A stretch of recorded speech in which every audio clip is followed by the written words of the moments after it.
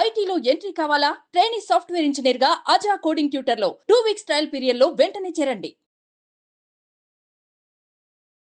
నమస్కారం రవీంద్రనాథ్ ఠాగూర్ గారు. నమస్తే అండి సిరి గారు. సరే, ఎప్పుడైతే పుష్ప 2 రిలీజ్ అయిందో మనం చూస్తూ ఉన్నాం. అల్లు అర్జున్ గారి మీద ఆరోపణలు కావచ్చు, అరెస్ట్ చేయడం కావచ్చు. అండ్ ఎప్పుడైతే ఆ సినిమా రిలీజ్ అయిందో అప్పటి నుంచి ఆయనకి దెబ్బ మీద దెబ్బ పడింది అని చెప్పొచ్చు. ఇలాంటి సమస్యలకు ఆయన గురైన విషయం మనందరికీ కూడా తెలిసిందే.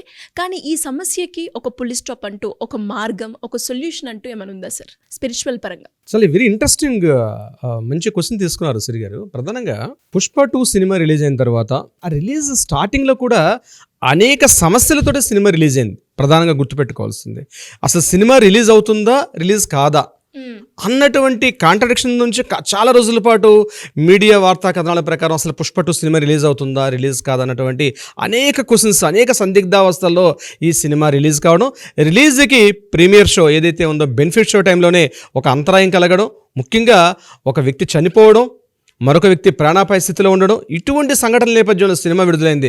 సినిమా విడుదలైన తర్వాత కోట్ల రూపాయలు డబ్బులు ఇవి మాట్లాడుకుంటున్నారు.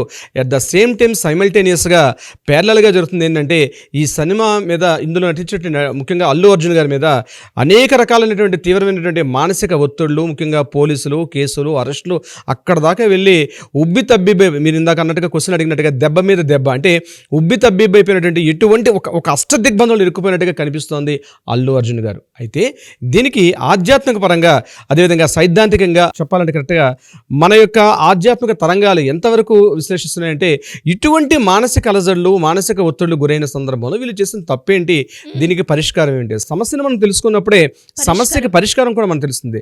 ప్రధానంగా నేను ఆధ్యాత్మిక పరంగా నేను చెప్పే ప్రయత్నం చేస్తాను సిరి గారు. ప్రధానంగా ఈ సినిమా అంతా కూడా పుష్ప 2 సినిమా మొత్తం కూడా గంగమ్మ జాతర నేపథ్యంలో జరిగినటువంటి ఒక కథా ఇతివృత్తం అంతా కూడా జరిగి ఉంటుంది. అంటే ఒక చెడు మీద మంచి జరిగే పోరాటం, చెడు మీద జరిగిన ఒక దుష్ట సంహారం మీద జరిగిన పోరాటం అనేటువంటి ఒక నేపథ్యం అంతా కూడా సుమారుగా కొన్ని నిమిషాల పాటు, ఒక గంట నిడుగు పాటు కంప్లీట్గా ఆ సంఘటన మీదే ఉంటుంది. ఆ గంగమ్మ జాతర నేపథ్యానికి సంబంధించి ఉంటుంది. సో చాలా మందికి తెలియని విషయం ఏంటంటే ప్రతి ఒక్క వ్యక్తికి కూడా కులదేవత ఉంటుంది, గ్రామ దేవత ఉంటుంది, తమ యొక్క ఆరాధ్య దేవత ఉంటుంది. 3 రకాల దేవతలు ఉంటారండి. ప్రతి వ్యక్తి పుట్టుకతో కూడా ప్రతి వ్యక్తి పుడతారు. తమ యొక్క గ్రామ దేవత ఉంటాడు, అదేవిధంగా తమ యొక్క కులదేవత ఉంటారు. ఎవరు ఎన్ని రకాల సంస్కారాలు, వైష్ణవ, శాక్తేయమా, లేకపోతే ఏ సాంప్రదాయ పరులైనా సరే వాళ్ళకంటూ ఒక కులదేవత ఉంటుంది. మీరు కొత్త ఆచార వ్యవహారాలు ఏమి తగిలించుకోవాల్సిన అవసరం లేదు. మీ సమస్యలకు పరిష్కారం మీ కులదేవతల దగ్గరే ఉంటుంది, సమస్యకు పరిష్కారం. అందుకే పూర్వకాలంలో ఏ సమస్య వచ్చినా మన అమ్మమ్మలు, మన తాతయ్యలు ఏం చెప్పేవారు, అరే గ్రామ దేవత చివరికి వెళ్ళు, పొలిమేరలో ఉన్నటువంటి పొలిమేర దేవత ఉంది. తెలంగాణ ప్రాంతంలో అయితే కట్టమైసమ్మలు అంటారు, ఎల్లమ్మ అంటారు, పోచమ్మ అంటారు, రకరకాల పేర్లు ఉంటాయి. ఆంధ్రలో పెద్దమ్మ అంటారు, ఇంకొక రకాల పేర్లతో పిలుస్తారు.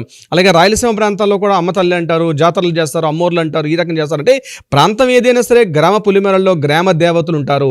గ్రామ దేవత నేపథ్యంలో జరుగుతున్న సంఘటనలకు సంబంధించి ఏదైతే ఇతివృత్త నేపథ్యంలో జరిగిన ఈ సినిమాకి సంబంధించి ఇతివృత్తం ఏం జరిగిందో ప్రధానంగా గంగమ్మ జాతర నేపథ్యంలో జరిగింది. గంగమ్మ ఇతివృత్తం ఏంటి అంటే రాయలసీమ ప్రాంతంలో ప్రధానంగా ఆ ప్రాంతంలో ముఖ్యంగా ఈ చిత్తూరు జిల్లా దగ్గర అవినాల ప్రాంతంలో ఉన్నటువంటి సంఘటన, కొన్ని వేల సంవత్సరాలు జరిగిన సంఘటన మీద ఇతివృత్తంగా తీసుకొని చేశారు.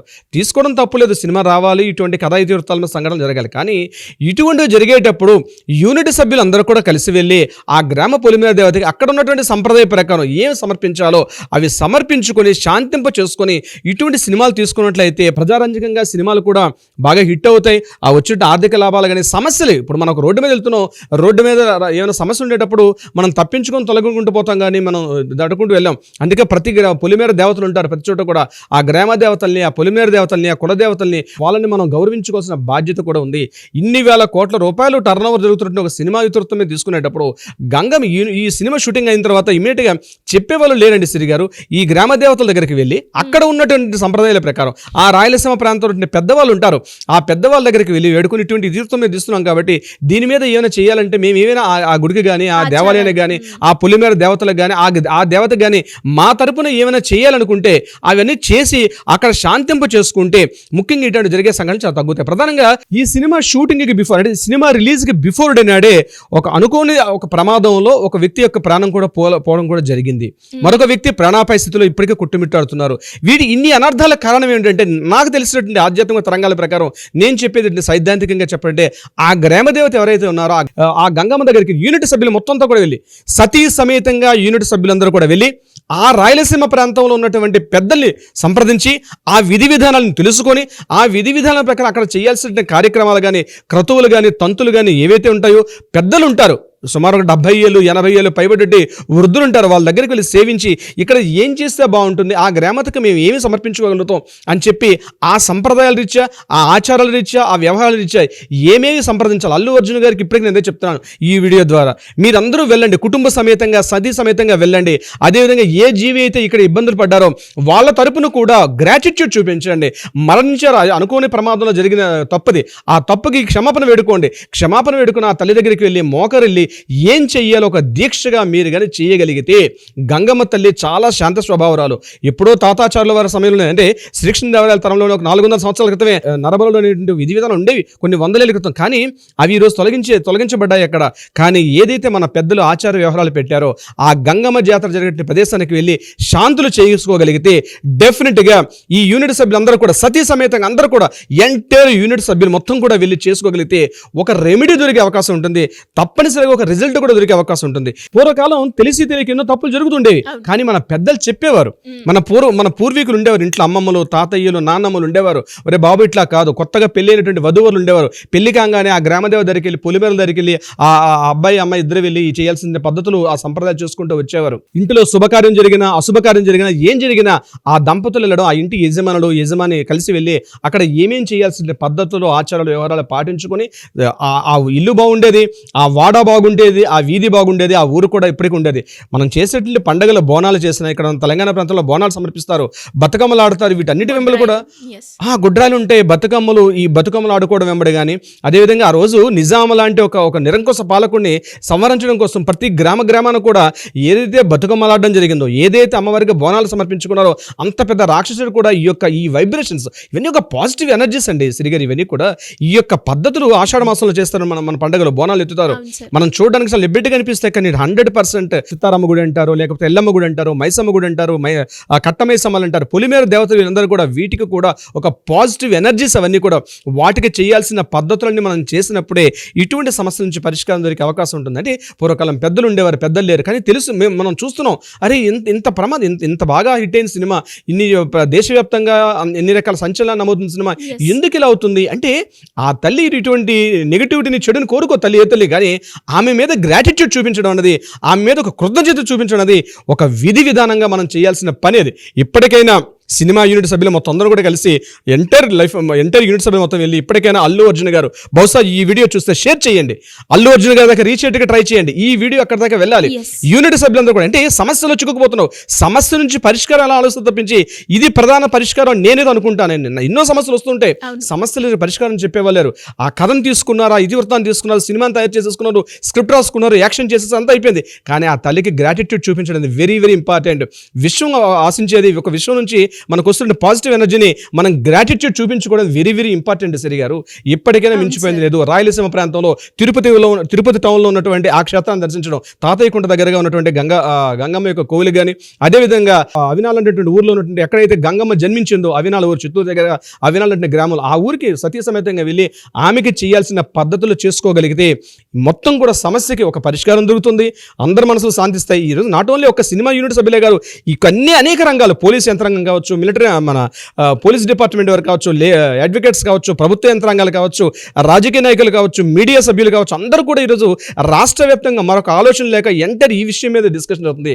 దీనికి సమస్య కూడా పరిష్కారం చేయాల్సింది ఆ చిత్ర యూనిట్ సభ్యులు మాత్రమే చేయాలి. దీనికి సంబంధించి నేను మరొక ఎగ్జాంపుల్ కూడా మీకు చెప్తానండి. సుమారుగా ఒక 25-30 years బ్యాక్ అమ్మోరు అనే సినిమా వచ్చిందండి. ఆ సినిమా కోడి రామకృష్ణ గారి దర్శకత్వం జరిగింది.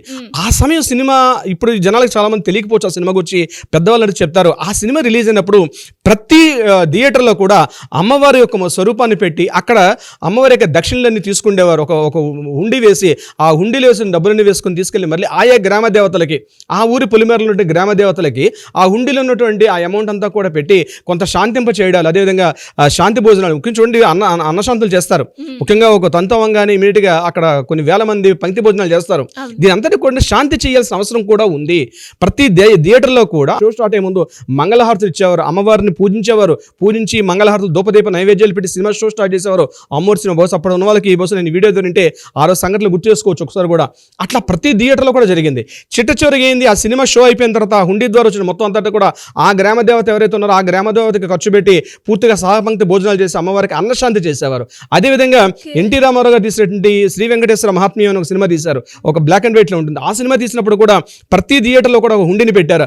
ఆ హుండీ ద్వారా వచ్చిన అమౌంట్ మొత్తం కూడా తీసుకెళ్లి ఆ హుండీలు తిరుపతి హుండీకి సమర్పించారు. అదేవిధంగా సహపంక్తి భోజనాలు, శాంతి భోజనం, మనం పెళ్లిళ్ళు చేసుకుంటారు, సో మనం వివాహాలు జరుగుతుంటాయి. వివాహాలు అయిన తర్వాత అక్కడ పార్టీ ఎందుకు పెడతారు తెలియని చాలా మందికి విషయం ఏంటంటే, ఈ యొక్క శుభకార్యం జరగానే ఒక శాంతి జరగాల్సిన ప్రక్రియ ఉంది. ఒక అశుభకార్యం జరిగింది, ఎవరైనా చనిపోయారు, అక్కడ శాంతి జరగాల్సిన ఆవశ్యకత ఉంది.